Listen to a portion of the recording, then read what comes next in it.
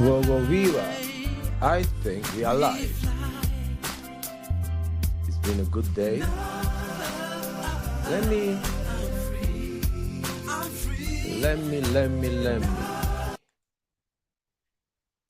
let me have some peace in the house. So it's been a good week. Thank you for showing up first and foremost. It's been a good week. We've worked hard. Some of us are still working over the weekend, but we can still have a good time, can we not? And I've had a few sips of my favorite beer. I'm not doing any endorsements. I'm not gonna tell you what I'm drinking, even though I'm a whiskey drinker. Beer is something I do like to indulge myself in every now and then. And the crazy thing is, I don't even know what we are talking about today. All I know is that freelancing will definitely be part of the topics. We have our beer, and we will have some crazy rants because a lot of things are going on. A lot of things are going on, and we have to talk about them. And I don't know if you are going to agree with me on everything. Probably you won't. Ideally, you should disagree on at least half of the things I say because that way we can have a meaningful discussion. So I'm gonna just set this up properly because you know me, I sometimes mess things up. Now, hopefully, you can hear me clearly. I do hope so. I'm gonna have another sip. Give me one moment.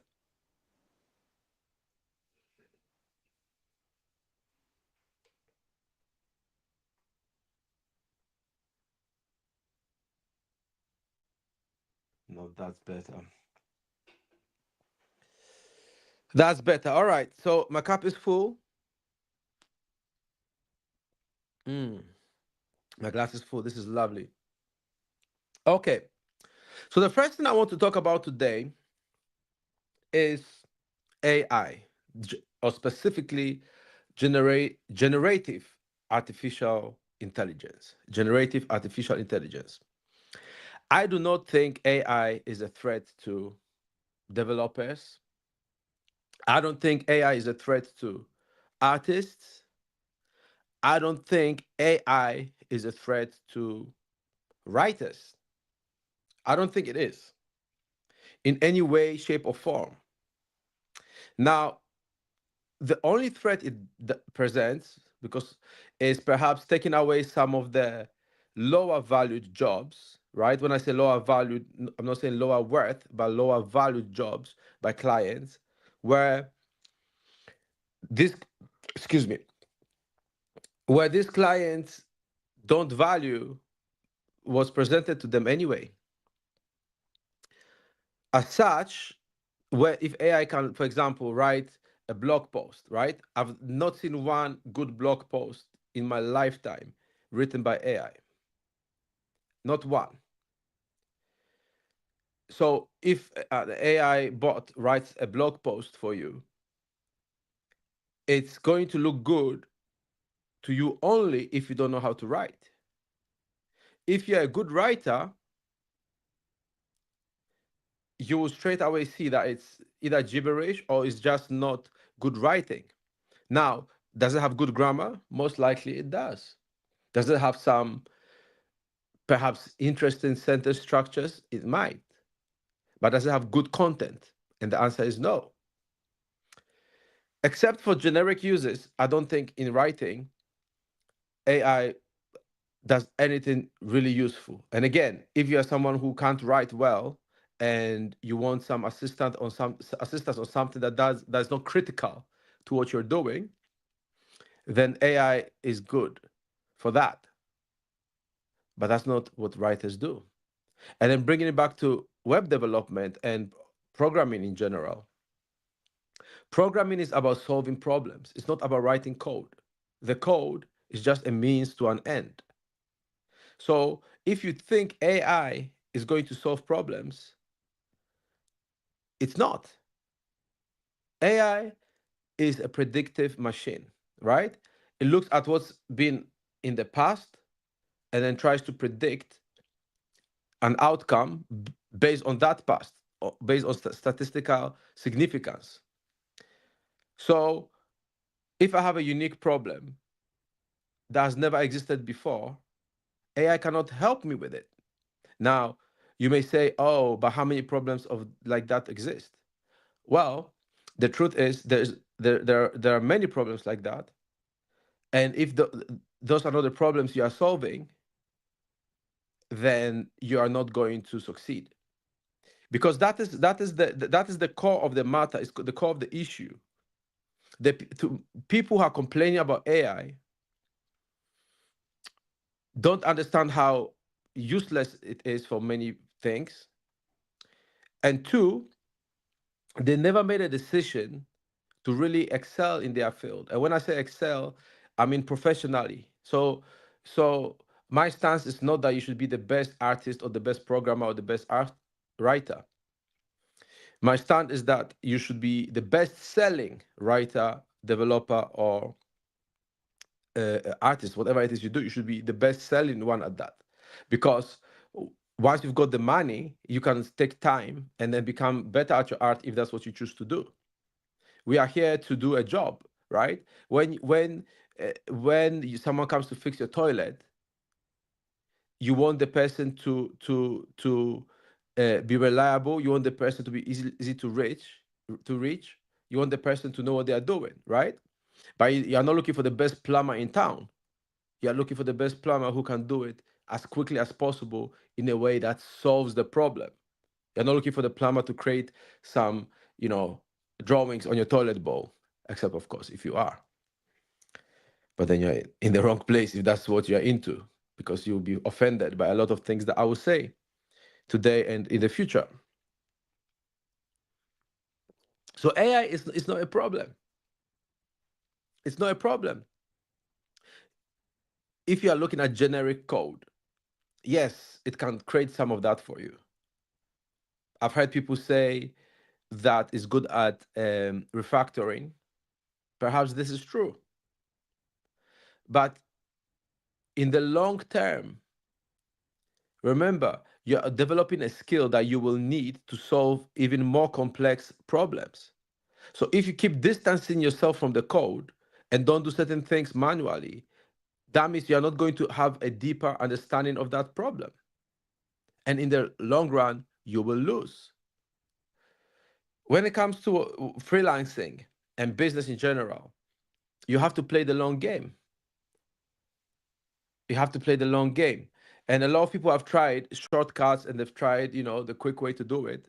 And you always fail because even if you have some success, you can't sustain it because you don't have the foundation for it. So that's another problem I have with generative AI. When you use it, it takes away from you developing foundational skills that will allow you to become even better and more powerful in your business.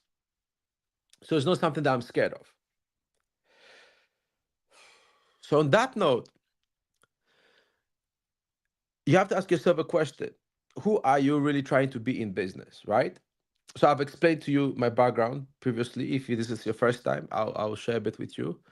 If you're on my LinkedIn where I'm broadcasting this, you know that I'm a developer. I develop WooCommerce applications at the moment, and I'm a single father, and I love my whiskey. Although I'm drinking beer today, and being a father makes me think not of just my children, but I'm thinking of my children's children and my children's children's children. I'm talking about the future generation. What am I doing for the sake of posterity? And I find that that is the only way to transcend about 94% of all the problems you meet in your life. You still have other problems, but you'll be able to transcend them. And emotionally, that drive helps you to avoid getting depressed or getting stuck in a rut, or feeling like giving up, which I've been in those places. I've been in some horrible places, especially when I was going through my fights in the family court, because those situations, they take a lot of time, money, energy, and they cost a lot. I don't think there's a victory in that, because it's almost like a war. So even if you win, there's always a great cost, and of course, children suffer in the process. Albeit sometimes it is necessary to go through the family courts. So when I felt like giving up, right? When I felt down, and I kept saying, no, the protocol is to keep going. So how do I keep going? I realized that having a bigger goal than anything I could even accomplish in my lifetime is the only way you get the escape velocity to get out of that situation, to really transcend it. And interestingly enough, the decisions made by the court, some of them are rarely given at all. But is that drive, that energy, that momentum that translated into the court process. But it's the same thing that applies in the freelancing. I don't want to create the impression, that I figured it all out. I mean, I'm building up my business or rebuilding it. At the same time, I have every confidence that everything is going to work perfectly because of the larger vision. And I'm saying this to you because most of the problems we try to solve are not worth solving, or they are not even worth attempting to solve. So coming back to generative AI in programming, if you use it and it's good for you and it's useful, great. If you don't use it, like I don't use it, then figure out what it is you are doing, what problems you are solving, who are you solving those problems for, and understand those problems better than anybody else can, so that you are the only one who can solve these problems. That's what you get paid for. You get paid for solving problems. If you are paid for deliverables, AI will destroy you. It will take away what you do. It will. But deliverables are not results, right? So the same way you can go and buy a piece of art for $1 in one shop, there's another piece of art that you can't buy even if you have $10 million. You're not gonna be able to buy it with your money, right? Somebody sells a piece of art for $1 million easily, or relatively easily, whilst another struggles to sell a $50 piece of art. So it's not the deliverable that holds the value. It's the result and the experience that you provide for your clients and your customers. That's what creates power and strength in your business. That's what gives you the drive to not worry about competition. So all these worries about about anything at all that doesn't endanger your personal life, your safety, you'll be fine. And I know a lot of people may not like it because it's difficult now, right? With all the things that are going on. And there are many difficult things happening. At the same time, we are going to overcome those things because that's the only thing we can do. We don't have a choice. It's either you give up or you get on with it. And if you are here, I assume you've chosen to get on with it. So you can't worry about all the things that are happening. And if you're worried, it's a sign you are doing something wrong. So this is the time to assess what you've been doing. This is the time to look at the value of what you provide. If you are pricing yourself very lowly and clients pay you low amounts of money and that's not enough for you, then you have to figure out how to charge more. And the interesting thing is, whatever you choose to do to improve your business is most likely not going to work overnight. It's going to take some time. It's possible that you are not going to see results. It's possible that it's going to look like nothing is happening for a while. That's what it's like. Last week, if you, or this week actually, if you watch my earlier broadcast, I spoke of when I decided to get paid more for my work when I was starting out as a freelancer. And it took me 3 months to get my first client who paid me the right amount of money.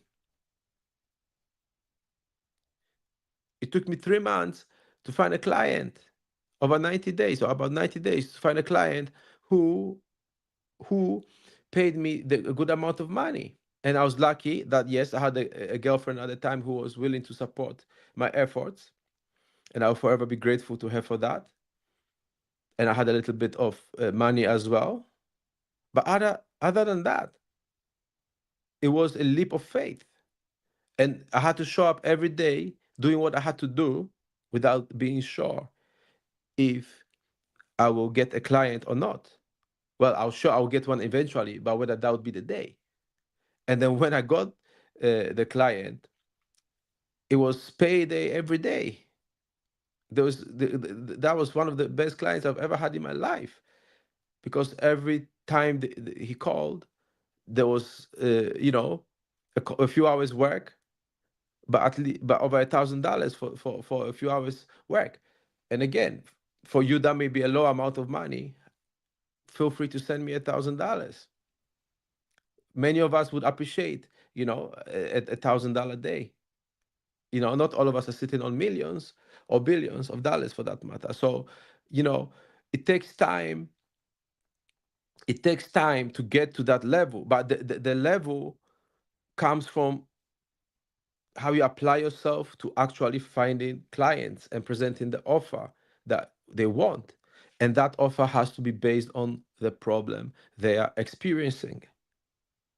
And the more understanding you have of their business and their problems, that's how you succeed. So as a freelancer, your job really is to spend a good amount of time and money understanding your client's problems. I have a notebook, I'll show you it. In fact, let me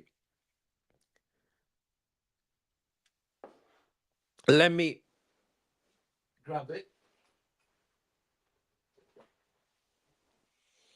I have this notebook, right?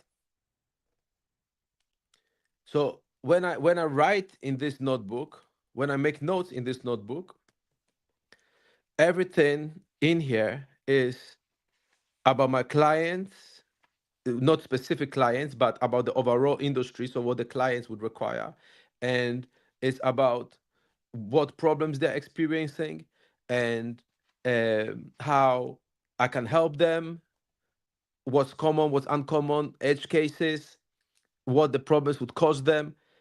I try to understand their business better than they understand it themselves. So when they come to me for a solution, right, for some code, my code doesn't just solve that problem, it prevents other problems. And I often give suggestions that give them other ideas on how to expand their business, how to grow their business, how to notice things they wouldn't notice before. And then that's when they're happy to pay me more. And that's where nobody can compete with me. That's where nobody can replace me, because there are things I understand sometimes better than the client does. And I'm not going to lie, sometimes they don't like it because they realize um, how important I become to their business. But that's a good problem to have, right? It's better to be the one that they realize really makes a difference than somebody who doesn't. So when you have that kind of mentality, that kind of mindset, you don't worry about AI, because AI is not going to spend time observing, listening, feeling what they feel. A lot of the things that exist in the AI world are based on a very limited spectrum of data, even though there's a vast amount of it, but the spectrum is limited because it's from what we document as people, right? Documented work. But we don't express everything in public, do we? Now with Alexa spying on us every day and using the information for artificial intelligence, indeed, it will improve its ability to pretend it's useful and that it actually understands you. That will improve, but at the fundamental level, it's not going to present the human brain, because again, it's not going to replace the human brain, because at the end of the day, artificial intelligence only looks at what happened in the past, makes a calculation, and makes the best prediction possible for the future. And a lot of it is autonomous in the sense that it will make up information that because it's just a calculation. So it will miscalculate. It's just a matter of time till that miscalculation costs you, you know? So um, I'm not a fan of AI, but I'm also not worried about it. I'm not worried about it at all. All the stuff I'm sharing with you now, AI cannot do this. Now that I've done it, it can try to copy me and imitate me, but I have to create it first. And human beings, we have unlimited creativity potential. So again, don't focus your freelancing work on just your deliverables, because that's how you get destroyed by AI. Focus on the results and focus on the experience. And you build the experience by understanding your client, by understanding their business, and frankly speaking, by understanding yourself. So, what do you think? Do you really think AI is going to come for you and your work? Do you really think your creative genius, your ability to solve problems can be replaced by artificial intelligence? Do you think that what you create as a person has so little impact on the world that a robot could just do the same thing? Is that what you think? Then you should fear artificial intelligence. But if you're like myself and many other creators out there, when I say creators, I'm including programmers, artists, writers, all sorts of artisans, builders. If you really think a computer program can replace that little bit of brightness, that special message that you have, the love that you can share. People want love. Artificial intelligence can say, I love you, but it cannot love you. So if you think that love you give to the world can be replaced, then maybe you don't have it at all in the first place. So you need to rethink your strategy. That's what I believe, right? And the other thing I want to talk about before we end for today is the criticism of Elon Musk. And the reason I want to talk about it is you do not have to agree with everything the man does, but we do have to appreciate his contributions. Because if you don't appreciate his contributions, you cannot appreciate your own contributions. This is the man who created rockets that can return to Earth and be reused. He's somebody who has driven a lot of innovation in the automotive space. I would argue in the social media space as well. All the stuff we have today, like online payments, a lot of it is partly due to his work. Surely you've heard of the PayPal mafia that he's part of. And it is not about Elon Musk himself, my argument is about we need to stop looking for faults in people. We need to stop looking for faults in politicians, stop looking for faults in people you don't like, stop looking for faults in everybody who disagrees with you. That is the era we live in now today. It's not about the message, it's all about the messenger. And that will be a problem for you because you miss out on a lot of opportunities and then you will keep complaining. Stop complaining about Elon Musk. Stop complaining about whichever government you don't like. Focus on what you've got to do. Build a business that transcends it, that survives it all, survives the next number of generations, provides jobs, and lives by example. If all you want to do is to provide for your family, that's fine. Set yourself a standard for what you want to give to your family and then work to give them that and forget everything else. Because this time we're living is like we're meeting a threshold where the level of hatred for things we can't and people we can't control is growing exponentially, and it's ridiculous. Grown-ups, adults arguing about nonsense. The childishness of today's workforce is astonishing, and it is going to affect people. So we have to get out of those silly arguments, of those silly fights. We have to ask ourselves, what can we today to make our lives better, our families' lives better, make the world a better place? How can I make my home better? Then, when the time comes where your view and opinion really matters and is necessary, you have the power and ability to speak confidently and present an argument that makes sense. So that's my little rant for today. Oh, I didn't realize. Why is this? Why am I out of focus?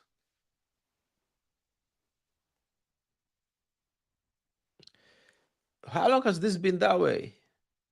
I said so many important things. So I'm going to say it again. Stop the silly arguments. Stop fighting on social media over people like Elon Musk. Stop looking for faults in people you don't like. Stop criticizing people that don't even know you exist online. Okay? Stop doing that. Focus on creating the best life for yourself.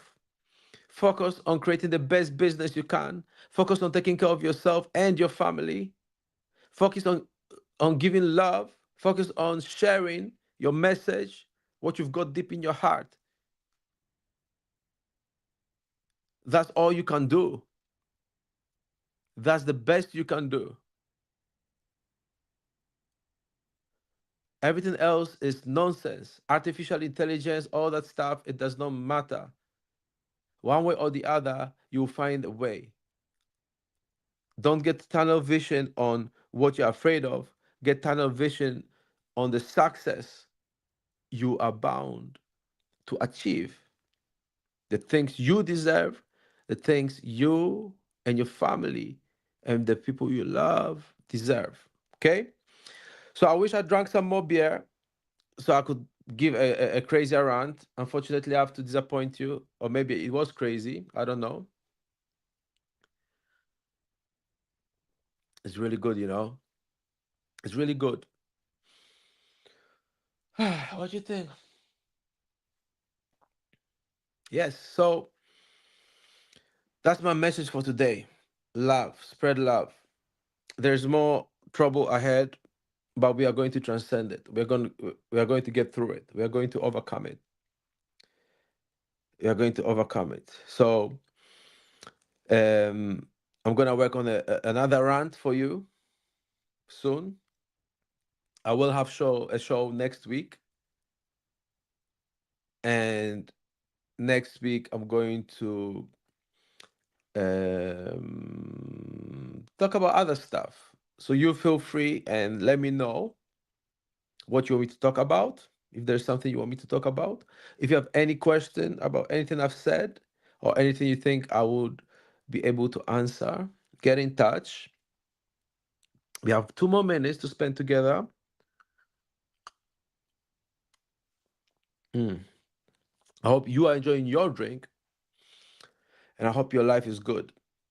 Let's just make it happen. Let's work. Let's be the 1% who make it happen. Right? Let's be that unique person who makes it through, regardless of anything else that happens around us. Let's be those people. Let's win. Let's not accept the despair that everybody else is having. We could empathize, perhaps sympathize, but we don't have to participate in it. We don't have to be part of the misery. Give yourself permission to be successful when everybody around you is failing. Give yourself permission to stop helping people with advice who don't want to hear that advice, and watch them fail if that's what you're seeing. Allow them to fail. Give yourself permission to leave people behind who don't want to come along. Lead, lead the way. And those who want to come with you, let them follow. Otherwise, you're just interfering with people who don't want what you have to offer. I've done that a lot, a lot, a lot, a lot. And now I only speak to you because you want to hear me. So thank you for listening. I'm going to finish my drink and I hope to see you again next week. Take care of yourself. Goodbye.